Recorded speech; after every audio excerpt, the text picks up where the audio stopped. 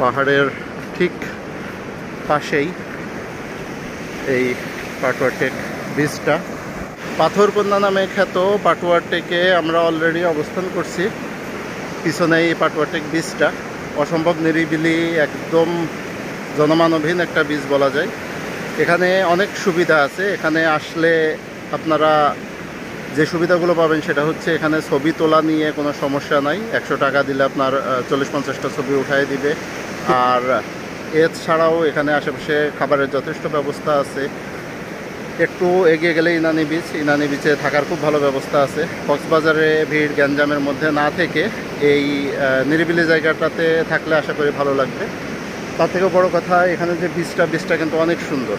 আর এই পাশে এই পাটুয়া টেকের এই পাশটাতে যতগুলো বিচ আছে বিচগুলো খুব নিরিবিলি এবং অসম্ভব সুন্দর। তাহলে চলুন কথা না বাড়িয়ে, ঠিক আছে, ভালো মতো আপনাদেরকে একটু ঘুরায় দেখানোর চেষ্টা করি। এ হচ্ছে মূলত কক্সবাজারের একবারে সর্বশেষ পর্যটন স্পট পাটুয়া টেক।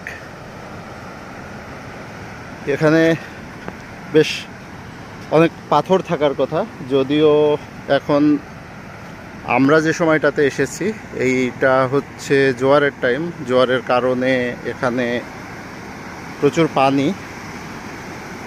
এই পানির কারণে পাথরগুলো পুরোপুরি দেখা যাচ্ছে না।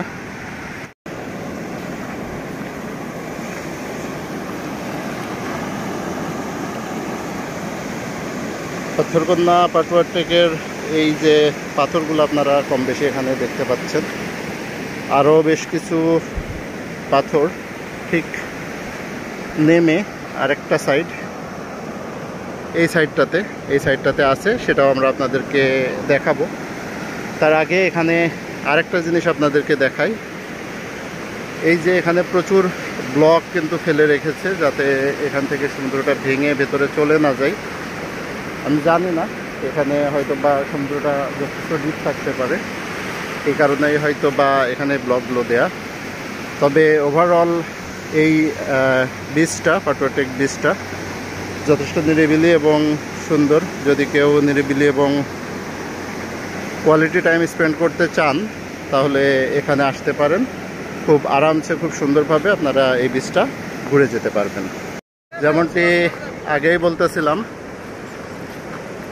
এই সামনে যে পাথরগুলো, সেই পাথরগুলো আরও একটু কাছ থেকে আপনাদেরকে দেখাই, তাহলে আশা করি পাটুয়া টেকের যে মেন আসার উদ্দেশ্যটা সেটা আপনারা বুঝতে পারবেন যে কেন এত দূরে এই কক্সবাজার থেকে এত দূরে আসবেন এবং এখানে অবস্থান করবেন এবং এখানে আসলে বিশেষত্বটা কি। এখানকার মেন বিশেষত্ব হচ্ছে সমুদ্রের পাড়ের এই সুন্দর পাথরগুলো। এক সাইডে এই ধরনের সুন্দর পাহাড়ের ঠিক পাশেই এই পাটুয়া টেক বিচটা, যে বিচটাতে প্রচুর পরিমাণ পাথর আপনারা আসলে দেখতে পারবেন। আর এই পাথরটাই মূলত হচ্ছে পাটুয়া টেক বিচের মেইন আকর্ষণ।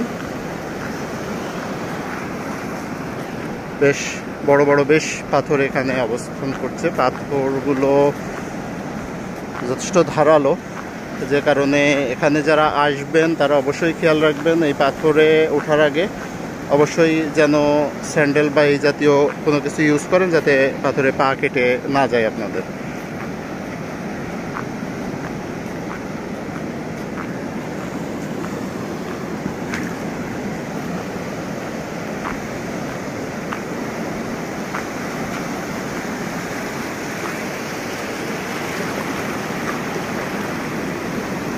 সাগরের গর্জন এটা সব জায়গা থেকেই ভালো লাগে, কিন্তু এখানে এই বড় বড় পাথরগুলোর মধ্যে বসে এই সাগরের গর্জন শোনা এবং দেখা, এটা কিন্তু অন্যরকম একটা অনুভূতির সৃষ্টি করে, যেটা একমাত্র পাটুয়া টেকে আসলেই আপনারা কক্সবাজারে দেখতে পাবেন। যে কারণে আমরা প্রেফার করব অবশ্যই কক্সবাজারে ঘুরতে আসলে এই পাটুয়া টেক বিচটা ঘুরে যাবেন। কক্সবাজারের একদম সর্বশেষ পর্যটন স্পট হিসাবে এই পাটুয়া টেক বিচটা কিন্তু যথেষ্ট সুন্দর। যাই হোক, পাটুয়া টেক বিচ থেকে আজকের মতো আমরা বিদায় নিচ্ছি। আবারও নতুন কোনো স্পটে, নতুন কোনো জায়গায় খুব শীঘ্রই আবার দেখা হবে। ততক্ষণ পর্যন্ত ভালো থাকবেন, দেখতে থাকবেন, সাবস্ক্রাইব করে সাথে থাকবেন এবং বন্ধুদের সাথে বেশি বেশি করে শেয়ার করতে থাকবেন। আজকের পর্যন্ত বিদায় নিচ্ছি। আল্লাহ হাফেজ।